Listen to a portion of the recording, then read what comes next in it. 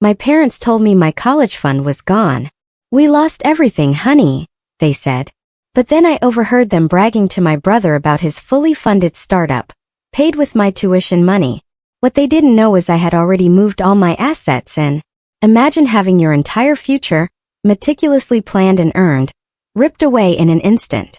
Not by fate, not by a bad break, but by the very people who were supposed to protect it. My name is Skylar, I'm 18, and what happened next wasn't just a betrayal. It was a declaration of war. It started with a shimmering acceptance letter. Stanford. It wasn't just paper. It was the key to every dream I'd painstakingly built for years.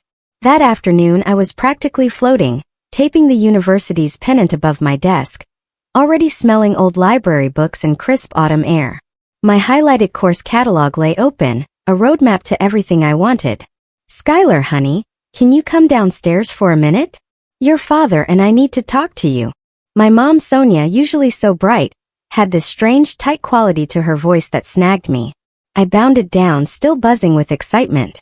But when I saw them sitting a little too close on the living room sofa, like they were bracing for impact, a cold dread began to seep in. My dad, Reginald, was staring at his clasped hands. Mom offered a watery smile that didn't reach her eyes. The air suddenly felt heavy. Sit down, sweetheart, Dad said, his voice uncharacteristically subdued. My stomach lurched. Is everything okay? Mom reached for my hand, her palm clammy. Skylar, there's no easy way to say this. Dad cleared his throat. It's about your college fund, honey. He paused and the silence stretched thick and suffocating. There was an investment. A business opportunity we were sure was a winner. We put a significant amount in, thinking it would grow your fund even more. And, my voice was barely a whisper, the pennant upstairs suddenly feeling a million miles away. And it didn't work out, Dad said finally, looking at me with a careful mask of regret. The investment failed completely. We lost it, Skylar. All of it. The words hung in the air, sharp and cold. All of it. The floor seemed to tilt. Stanford. The tuition, the dorm deposit. Everything. My meticulously planned future, earned with straight A's and countless hours of studying, shattered into a million pieces. Felt like a physical blow winding me. Mom's grip tightened. We are so sorry, baby. More than you can imagine. We feel terrible. Her eyes welled, but the tears seemed reluctant, almost practiced. But what am I supposed to do? My voice cracked. The vibrant colors of my dream faded to a bleak, terrifying gray. We've been thinking, Dad said, his tone shifting a little too quickly to something practical. A gap year might be a good idea, give you some time. Or, the community college here is actually very good. You could live at home, save money. Community college? After Stanford? The suggestion felt like a slap. My chest ached with a hollow, painful throb. I pulled my hand away from Mom's. You're saying I can't go? Not this year, sweetheart, Mom said softly. We just don't have the funds. We're stretched so thin as it is. Just then my brother Cameron sauntered in, scrolling on a brand new phone I'd never seen before. Hey, what's with all the doom and gloom? He looked from my tear-streaked face to our parents' somber expressions. We were just telling Skylar about her college fund, Dad said. Cameron winced dramatically. Oh man, that investment thing. Rough break, sis. He patted my shoulder, a gesture that felt more dismissive than comforting. But hey, you're smart. You'll figure something out. As he turned, there was a flicker in his eyes, something unsettlingly like satisfaction. A tiny smirk played at the corner of his lips before he smoothed it away. Well, you look into community college programs tomorrow, Mom said, her voice regaining some of its usual cheer, as if the problem was already solved. It'll be an adjustment, but you're resilient. Resilient. The word echoed in my ears. I looked at their faces. Dad's carefully constructed sorrow, Mom's practiced sympathy, Cameron's barely concealed indifference. My heart was a lead weight. The disappointment so profound it was almost a physical pain. I mumbled something about needing to be alone and stumbled upstairs, their voices following me, talking about making the best of things. I sank onto my bed, the pennant mocking me from the wall. The tears came then, hot and furious. My future stolen. But beneath the crushing weight of grief and despair, A small cold knot began to form in my stomach. Dad's explanation had been vague, full of platitudes avoiding details. Mom's tears hadn't seemed quite real. And Cameron looked like someone who'd just gotten exactly what he wanted. Their story felt off. Too rehearsed, like a play they'd all learned their lines for. The next few days were a blur of forced smiles and hollow reassurances. I was supposed to be mourning my lost future, as Mom kept calling it, her voice dripping with synthetic sympathy. She'd pat my arm. "Don't worry, sweetie, we'll figure something out for you. Maybe you can get a part-time job while you're at community college." Dad would nod sagely, adding, "It'll build character." Build character, right? While I was supposedly building character by staring at my bedroom ceiling, Cameron was practically vibrating with excitement. He'd acquired a sleek new laptop, a top-of-the-line tablet, and was constantly on calls, his voice booming. "Yeah, the seed money just cleared." I heard him brag to someone pacing in the hallway. "Phase 1 is fully funded. We're talking disruptive tech, man. Game changer. Asterisk seed money. Disruptive tech. My college fund." Asterisk the pieces clicked into place with sickening clarity. My best friend Leah was my only solace. "It just doesn't make sense, Sky," she said one afternoon, as we sat on her porch swing, me picking at a loose thread on my jeans. "Your parents always seemed so responsible, and your fund was supposed to be untouchable." "That's what I thought," I mumbled, the cold knot tightening. "They said it was a bad investment, but Cameron, he suddenly got all this cash for his startup. He's been talking about it for months, but he never had any actual funding before." Leah's eyes widened. "No, they wouldn't." "Wouldn't they?" I asked, bitterness rising in my throat. "He's always been the golden child. The one they pour everything into." The air in our house became thick with unspoken things. My parents tiptoed around me, offering blandishments and suggestions for local jobs. "The bakery is hiring," Mom chipped one morning, holding out the classifieds. "You could save up." Save up for what? A life I didn't want in a town I was desperate to escape. The final brutal confirmation came a few nights later. I was heading to the kitchen for a glass of water, walking softly, trying to be invisible. Cameron's bedroom door was slightly ajar, a sliver of light spilling into the darkened hallway. I heard voices, Mom, Dad, and Cameron. Low, conspiratorial. "So the final transfer went through this morning," Dad was saying, his voice laced with a smug satisfaction I'd never heard before. "Your startup is fully funded now, son. Every penny from her education account." My breath hitched. I pressed myself against the wall, my heart hammering against my ribs. Mom laughed, a light tinkling sound that made my skin crawl. "Oh, Reginald, you're a miracle worker. Cameron, baby, this is your big chance." Then the words that would haunt me. "Don't you worry about your sister. She'll manage. She's always been resilient." Resilient. There was that word again, used not as a compliment but as an excuse for their cruelty. Cameron's voice, arrogant and dismissive, joined in. "Yeah, she'll be fine. Probably end up at that community college, get a job. It's not like she had any real ambition. Not like me." The casual cruelty of their words, their utter disregard for my dreams, my future, hit me like a physical blow. I felt the blood drain from my face, replaced by a chilling, icy rage. The grief I'd been drowning in solidified into something hard and sharp. Betrayal. It was a cold, ugly thing coiling in my gut. They hadn't just lost my money. They had stolen it. They had looked me in the eye and lied, their faces masks of concern while they systematically dismantled my life to build Cameron's. I backed away from the door, silent as a shadow, the glass of water forgotten. My hands were shaking, not with fear, but with a fury so profound it almost choked me. Back in my room, I stared at my reflection, barely recognizing the pale, tight-lipped girl looking back. The hurt was still there, a deep aching wound, but now it was overlaid with a steely resolve. They thought I would just manage. They thought I was just resilient enough to absorb their treachery and quietly accept my diminished fate. They were wrong. Suddenly a memory flashed in my mind, clear and bright. My grandmother, Iris. Grandma Iris, with her sharp wit, her no-nonsense attitude, and her deep-seated distrust of Dad's get-rich-quick schemes. She'd always championed my education, always told me to be independent. And then I remembered her parting gift, given to me on my 16th birthday. A small, unassuming passbook to a private bank account. This is for a rainy day, Skylar, she'd said, her eyes twinkling. Or for when you need to make your own sunshine. A dangerous idea, cold and sharp and exhilarating, began to form in the wreckage of my stolen future. The next morning I was a different person. The heartbroken girl was gone, replaced by someone with a core of ice.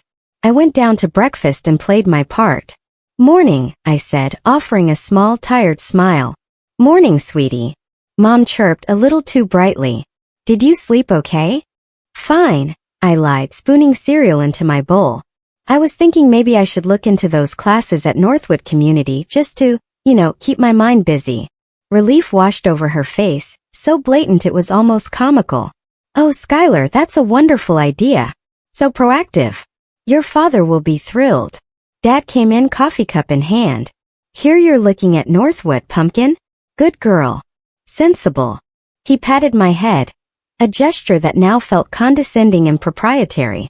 I forced myself not to flinch. I let them believe I was folding, succumbing to their narrative of making the best of a bad situation.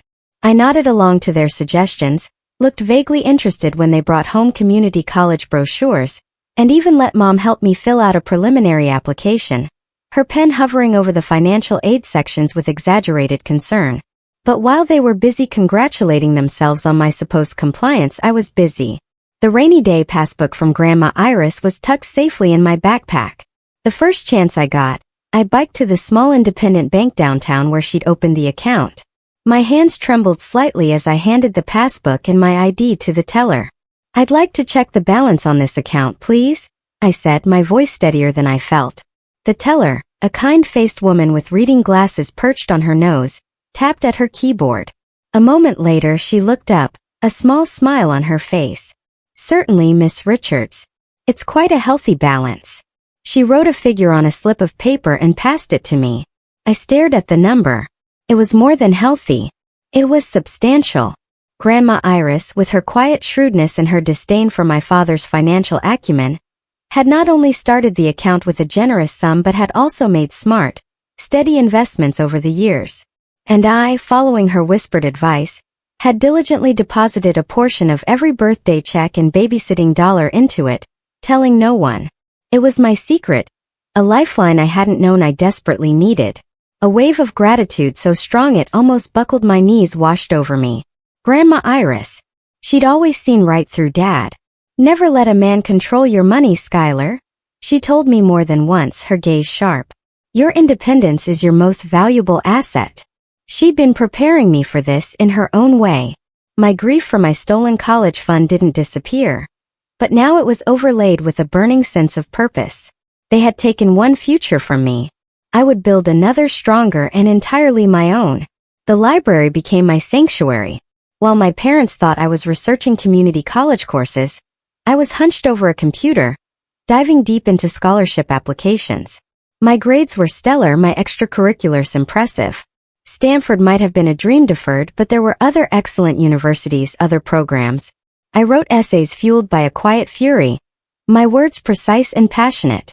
I applied everywhere that offered significant merit-based aid, focusing on out-of-state institutions, far away from the suffocating atmosphere of my home.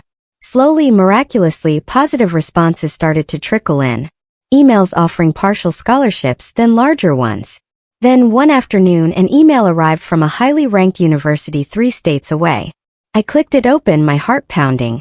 "Dear Miss Richards, we are pleased to offer you the Presidential Scholarship, covering full tuition and fees." I read it 3 times, the words blurring through a sudden film of tears. Not tears of sorrow this time, but a fierce, triumphant joy.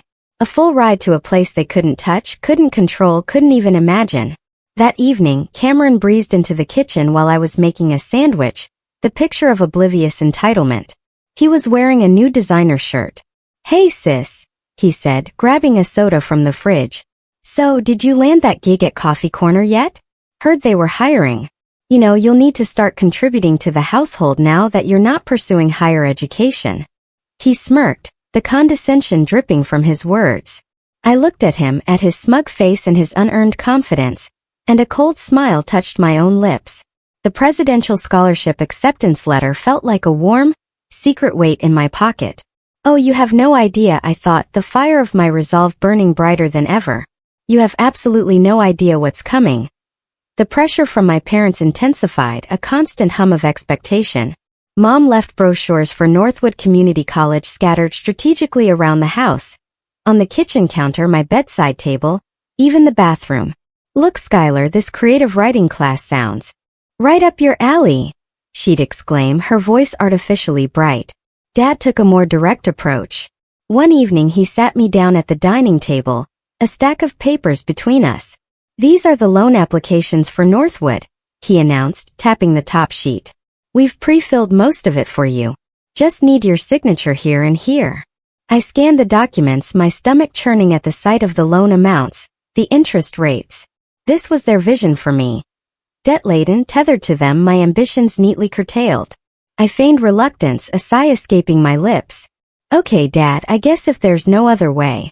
That's my girl, he said, relief evident in his voice. It's for the best. We'll get through this together. Together. The word was a mockery. While I played the part of the dutiful, disappointed daughter, my secret life was a whirlwind of activity. The first step was securing Grandma Iris's money. I visited the small bank again, this time to begin liquidating the investments she'd so carefully nurtured. It was a surprisingly complex process, but the bank manager, who remembered Grandma Iris fondly, was incredibly helpful. He walked me through setting up new accounts at a national bank, accounts my parents would have no knowledge of, let alone access to. With the full scholarship confirmed, my next priority was housing. I spent hours online researching apartments and student dorms in my new university city. I found a small, furnished studio a short walk from campus, signed a lease electronically, and paid the deposit and first month's rent from my new untouchable account. Each click of the mouse, each signed document, was a nail in the coffin of their deception. The most crucial step, however, involved something Grandma Iris had left me besides money. A thick envelope labeled for Skylar, to be opened when you are truly ready to stand on your own 2 feet. Inside, along with personal letters and old photographs, were legal documents meticulously organized. There was also a business card for a lawyer, Solomon Graham Esquire. A good man, honest. He helped me with my affairs. Trust him. A handwritten note from Grandma Iris read. I made an appointment. Solomon Graham's office was downtown in a modest but professional building. He was an older gentleman with kind eyes and a reassuringly calm demeanor. I laid out the documents Grandma Iris had left, my voice steady as I explained my situation, omitting for now the full extent of my family's betrayal, focusing only on my need to understand the legal papers. He examined the documents carefully, his expression thoughtful. Your grandmother was a very astute woman, Skylar, he said finally, looking up at me over his spectacles. She clearly loved you very much and wanted to ensure your future. She did, I said, a lump forming in my throat. This inheritance, he tapped the financial statements, is quite straightforward. It's yours unequivocally. But this, he picked up a separate, thicker document, a deed of trust with several highlighted clauses. This is rather interesting. It pertains to your grandmother's original investment in your family's home. My breath caught. The house. Indeed, Solomon confirmed. It appears your grandmother provided a significant portion of the down payment for your current family residence many years ago, structured as a loan with specific conditions. According to this, upon her passing, her share was to be held in trust, and there's a rather compelling clause here. If upon your 18th birthday, her explicit educational wishes for you, which she outlined in a separate letter also here, were not being honored by your parents, then her full share of the property, plus accrued interest, legally transfers to you. My jaw practically hit the floor. Grandma Iris hadn't just left me a safety net. She'd left me a tactical nuke. So, if they, for example, diverted funds meant for my education? I began, my mind racing. Solomon's eyes met mine, a flicker of understanding in their depths. Precisely. If her clearly stated desires for your university education were deliberately obstructed, this clause would be triggered. You would have a legal claim to a significant portion of the equity in the family home. A slow, cold smile spread across my face. It was more perfect, more devastatingly effective than anything I could have orchestrated myself. That evening, as I was studying the Northwood brochures at the kitchen table, Dad walked by and patted my head. "Good girl, Skylar. We knew you'd understand our sacrifice. We're proud of how you're handling this." The hypocrisy was a physical weight almost unbearable. I just smiled thinly, a silent promise in my eyes that he couldn't read. The day they expected me to sign those loan papers, the day they thought they had finally definitively clipped my wings, was fast approaching. And I couldn't wait. The air in the house crackled with a strange, brittle energy. Tomorrow was loan signing day, as I'd morbidly dubbed it in my head. My parents were almost giddy with relief, their smiles a little too wide, their pats on my back a little too enthusiastic. They thought they were at the finish line, their problem neatly solved and packaged away. My bedroom, however, told a different story. It was subtly barer. Over the past few weeks, under the guise of decluttering and donating old things, I'd been systematically siphoning my most important possessions to Leah's house. Clothes, books, sentimental items, my laptop, all spirited over in unassuming duffel bags and boxes labeled charity. Leah, bless her loyal heart, asked few questions, just stored everything in her spare room. Her expression a mixture of concern and fierce support. She didn't know the full extent of my plan, only that I was deeply unhappy and looking for a way out. Tonight, my main suitcase, hidden in the back of my closet, held the essentials for my immediate escape. A few changes of clothes, toiletries, my phone charger, and every important document I possessed, including the acceptance letter for my scholarship and the copies of Grandma Iris's legal papers Solomon Graham had prepared. I sat at my desk, the room quiet except for the frantic thumping of my own heart. The letter I'd leave behind lay before me, written and rewritten countless times until every word was cold, precise, and utterly damning. It detailed everything. My knowledge of their theft, the bad investment lie, Cameron's fully funded startup courtesy of my education fund. It outlined how Grandma Iris's foresight had not only secured my true education, but also armed me. "You told me I was resilient," I'd written. "You were right. More resilient than you ever imagined. While you were congratulating yourselves on your cleverness, I was securing my future, the one you tried to steal. I have a full scholarship to a university you don't even know the name of, in a city far from here. My bags are packed. By the time you read this, I will be gone." The final paragraph dealt with the house. "Grandma Iris was always smarter than you gave her credit for. She made provisions. Solomon Graham will be in touch regarding her share of this house, which, due to your failure to honor her educational wishes for me, is now legally mine. I believe the term is financial misdirection. Consider this my contribution to Cameron's next genius idea." My hand was steady as I signed my name. Then I carefully signed the document Solomon had couriered over earlier that day, the formal assertion of my claim to Grandma Iris's share of the family home. He'd instructed me to leave it with the letter. A strange calm settled over me, a quiet eye in the storm of my emotions. There was sorrow, a deep, aching grief for the family I thought I had. The love I now knew was conditional and manipulative. But beneath it, there was a grim satisfaction, a sense of impending justice that was almost exhilarating. I took one last look around the room that had been my sanctuary and my prison, the posters on the wall, the books on the shelves, remnants of a girl who had trusted too easily, hoped too much. This house wasn't a home anymore. It was a museum of their lies, a monument to my stolen childhood. Dinner was a surreal affair. Mom chatted about Cameron's latest startup breakthroughs. Dad pontificated about the value of practical experience I'd gain at community college. Cameron himself was insufferably smug, already acting like a Silicon Valley tycoon. I ate mechanically, nodding at the right moments, my mind miles away, rehearsing my departure. "Early night for me," I announced, pushing my plate away. "Big day tomorrow, right?" "That's right, sweetie," Mom said, beaming. "Get a good rest. We'll tackle those loan papers first thing after breakfast." "Can't wait," I said, my voice devoid of any discernible emotion. Later, long after the house had fallen silent, I moved. Each step was measured, silent. I slipped on my jacket, picked up my pre-packed backpack, the one containing my immediate escape essentials and the devastating letter. The larger suitcase was already in the trunk of my old beat-up car, which I'd lent to Leah for the week, parking it a street away from my house, facing the direction of the highway. The front door lock clicked softly as I turned the deadbolt. The cool night air hit my face, smelling of freedom. I didn't look back. I walked quickly, silently down the driveway and along the quiet street. My chariot, as I'd come to think of it, was waiting. Back in my room on my perfectly made bed lay the letter, a silent testament to their betrayal and my escape. The highway unspooled before me, a ribbon of asphalt leading to a future I was finally claiming. Hours had passed since I'd slipped out of the house, the darkness of night slowly giving way to the first pale streaks of dawn. My old car, bless its reliable engine, hummed steadily, eating up the miles. I was running on adrenaline and a thermos of coffee Leah had insisted I take. As the sun climbed higher, painting the sky in hues of orange and pink, I couldn't help but imagine the scene unfolding back home. Mom calling up the stairs in her cheerful morning voice. "Skylar, breakfast. Don't want to be late for those loan papers." Her calls would grow more insistent, tinged with irritation when I didn't appear.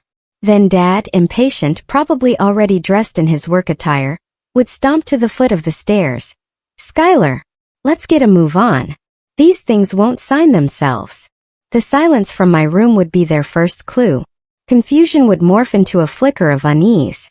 Mom would probably be the one to open my bedroom door, expecting to find me still asleep, perhaps feigning illness to avoid the inevitable. Instead, she'd find an empty room, a perfectly made bed, a room that felt too tidy, too sparse. The absence of my usual clutter, the missing posters, the gaps on the bookshelves where my favorite novels used to be. Panic would start to set in, a frantic search of the house, my name echoing through the rooms, growing louder, more desperate. And then one of them would see it. The white envelope, stark against my dark blue comforter. My letter. I pictured Mom's hand trembling as she picked it up, Dad peering over her shoulder, Cameron probably lounging nearby, annoyed that his breakfast was being delayed. I could almost see their faces as they read, the initial bewilderment giving way to dawning horror. Their eyes scanning the words, the carefully constructed sentences that laid bare their deceit. "Every penny from her education account? Grandma Iris's fund has secured my future. A full scholarship to a university far away. By the time you read this, I will be gone." I imagined Dad's face purpling with rage, Mom's collapsing into a mask of disbelief, and then perhaps a flicker of fear. Cameron would be the interesting one. His arrogance would likely curdle into fury as he realized the implications for his precious startup, built on the foundation of my stolen dreams. The kicker, of course, would be the part about the house. The mention of Solomon Graham. The revelation that Grandma Iris's final act of love for me was also a perfectly aimed strike at their financial stability. Their shock would be immense. The carefully constructed world they'd built, propped up by lies and my stolen inheritance, would be teetering on the brink. A wave of something dark and satisfying washed over me. It wasn't joy, not exactly. It was colder than that. The grim satisfaction of a carefully laid plan coming to fruition. My phone, an old burner I'd bought with cash and planned to discard at the next state line, started buzzing relentlessly in the cup holder. "Caller ID, Mom." I let it ring. Stopped, then immediately started again. "Dad." Then Cameron. A barrage of calls, one after another. Then the text started flooding in. "Skylar, where are you? This isn't funny, Mom." "Answer your phone right now, young lady." "Dad." "What the hell is this letter? What have you done, Cameron?" I let them all go to voicemail, a small bitter smile playing on my lips. Their panic was a distant noise, already fading behind me with every mile I drove. I was free. The weight that had been crushing me for weeks was lifting, replaced by a heady mix of liberation and a touch of apprehension for the unknown ahead. But it was an excited apprehension, not the fearful kind. Then a new text pinged. This one was from Leah. "OMG Sky, they found the letter. Your mom just called my mom hysterical. All hell is breaking loose over there. Your dad is shouting in Cameron. Cameron is literally screaming about his funding. He sounds like he's going to explode. What did you do?" I read Leah's text and the bitter smile widened. Exactly what I needed to do, I thought, as I pulled into a gas station, ready to ditch the burner phone and continue my journey towards a life they couldn't touch. The full force of my departure and Grandma Iris's meticulously laid legal groundwork hit them like a Category 5 hurricane. While I was settling into my new, small apartment, hundreds of miles away, Unpacking the boxes Leah had shipped to a P.O. box I'd set up, their world was imploding. My letter, with its cold, hard truths about my financial independence and my new life secured by a full scholarship, was just the opening salvo. The real bombshell, I later learned through carefully relayed snippets from Leah, who was getting frantic secondhand updates from her mother, who was getting earfuls from my hysterical mother, was the arrival of Solomon Graham. He didn't just call, oh no. Grandma Iris had clearly taught him the value of making an impact. Solomon, bless his professional soul, had a process server deliver the official legal notice regarding my claim to Grandma Iris's share of the family home itself. Not just a vague threat in a letter from a runaway teenager, but a legally binding document, stamped and official, landing on their doorstep. The implications were immediate and catastrophic for them. They were faced with two options: either buy me out of my substantial share of the house, money they demonstrably didn't have, especially since they'd funneled my entire college fund into Cameron's pockets, or sell the house and split the proceeds according to the trust terms.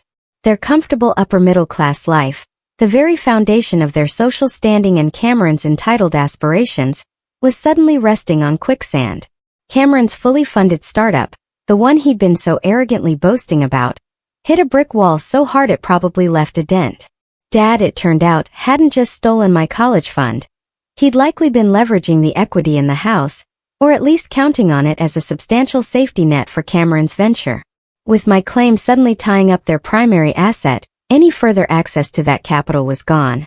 Banks don't like lending against properties with messy legal entanglements and disputed ownership.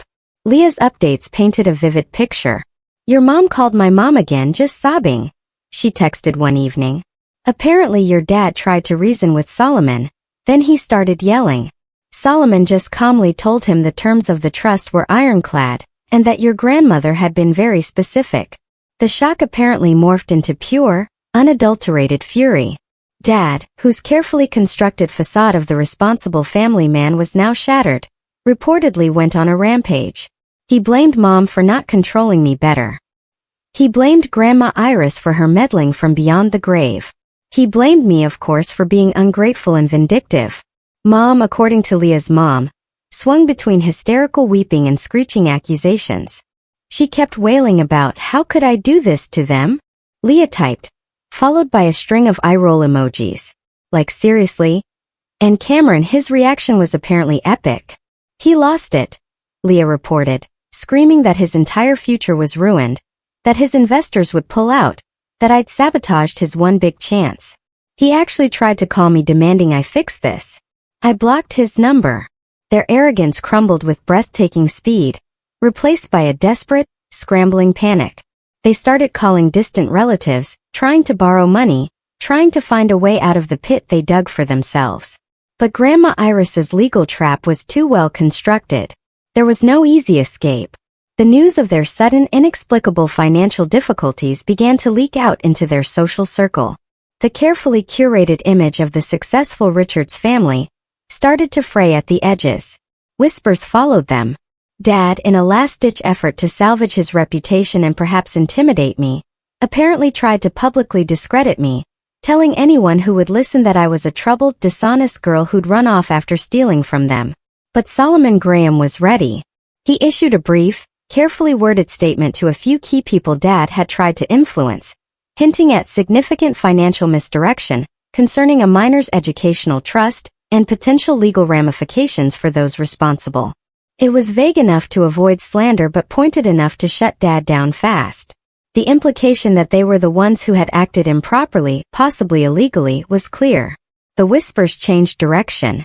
The first real taste of karmic justice, even experienced from afar, was undeniably deeply satisfying.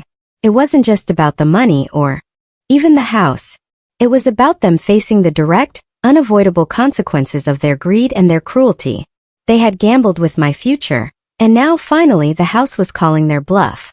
The dust began to settle, not in a gentle drift, but more like the aftermath of a controlled demolition. My new life took root quickly. The university was challenging, exhilarating. I threw myself into my studies, joined a debate club, and even started volunteering at a local literacy center. For the first time in what felt like forever, I could breathe. I made friends, real friends who knew me as Skylar the focus student, not Skylar the family disappointment.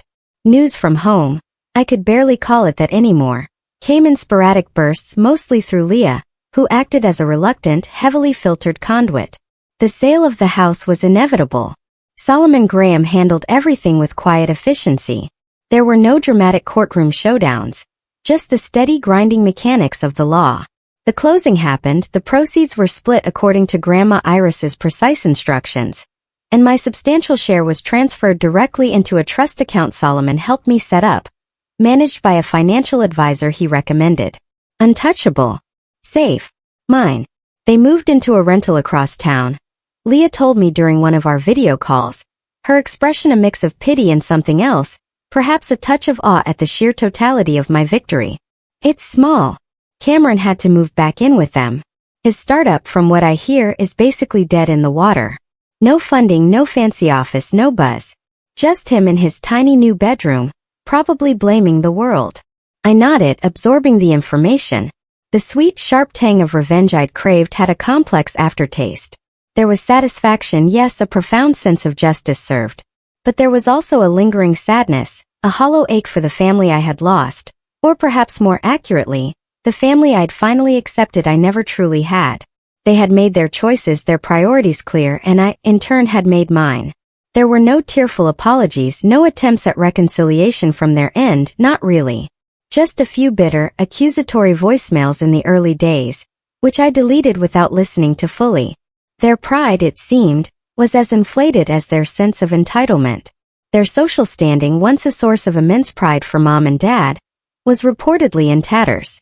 People talk, and the story of how the successful Richards family had imploded, how their bright daughter had vanished and their golden boy's ambitions had crashed, was too juicy to stay quiet for long. They were isolated, their carefully constructed world reduced to a cramped rental and whispered gossip. I didn't regret my actions, not for a second. My resilience, the very quality they'd so casually exploited, had become my greatest weapon, my shield, and ultimately my salvation. They tried to break me, to mold me into something small and unmanageable. Instead, they'd forged me in the fire of their betrayal. On a crisp autumn evening, I stood on a small stage in the university auditorium, a certificate in my hand, a warm flush on my cheeks. I'd won an award for a research project in my ethics seminar, ironically on the long-term societal impacts of financial fraud. The applause was a warm, genuine wave. My new friends were beaming in the front row. As I looked out at the supportive faces, I thought of my parents' words, overheard through Cameron's slightly ajar door, words that had once been a dismissive assessment of my ability to endure their cruelty. She'll manage. She's always been resilient. A small, genuine smile touched my lips. Yes, I managed. My resilience hadn't just helped me survive. It had helped me build a future they couldn't touch. A life filled with purpose and genuine connection. While theirs, built on a foundation of deceit and favoritism, had crumbled under its own weight. Their better investment in Cameron, funded by theft and lies, had yielded nothing but loss and bitterness. My inheritance from Grandma Iris, coupled with my own determination, had yielded a future brighter than I could have ever imagined on that devastating day my world imploded. And that, I realized, was the sweetest justice of all.